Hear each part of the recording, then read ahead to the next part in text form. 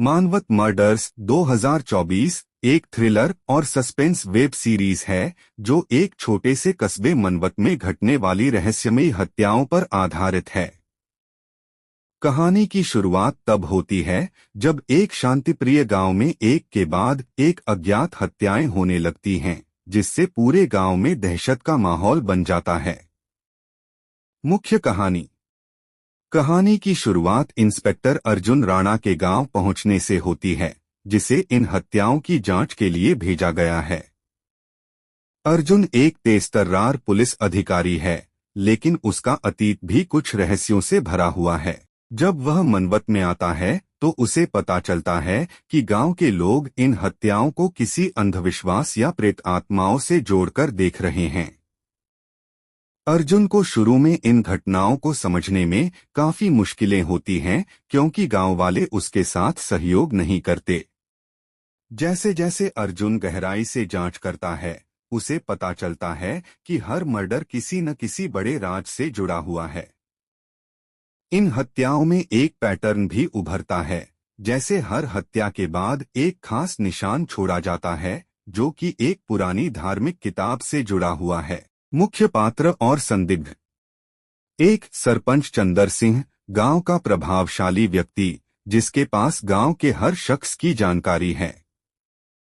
उसकी हरकतें शुरू से ही संदिग्ध लगती हैं। 2 डॉक्टर सविता, गांव की डॉक्टर, जो हर मृतक का पोस्टमार्टम करती है, लेकिन वह भी कुछ तथ्य छिपाने की कोशिश करती है। 3 राघव, अर्जुन का पुराना दोस्त, जो मनवत गांव में ही बड़ा हुआ है। उसकी अजीब हरकतें अर्जुन को परेशान करती हैं। 4 एक रहस्यमयी साधु, जो गांव के बाहरी इलाके में रहता है और भविष्यवाणी करता है कि इन हत्याओं के पीछे कोई पुरानी आत्मा है। प्लॉट ट्विस्ट और क्लाइमैक्स।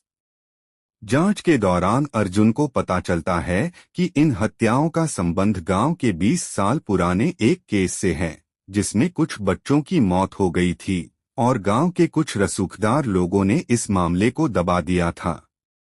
असली कातिल का मकसद उन हत्याओं का बदला लेना था और हर नए मर्डर का मतलब था कि वो दोषियों के खिलाफ न्याय कर रहा है। कहानी के अंत में एक बड़ा खुलासा होता है। असली कातिल कोई और नहीं बल्कि अर्जुन का दोस्त राघव होता है, जो उन बच्चों का एकमात्र जीवित बचा सदस्य था।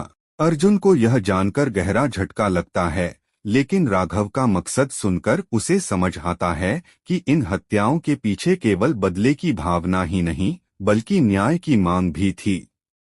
अंत में अर्जुन को 2 विकल्प मिलते हैं, या तो वह राघव को गिरफ्तार कर कानून के हवाले कर दे या उसे भागने का मौका दे।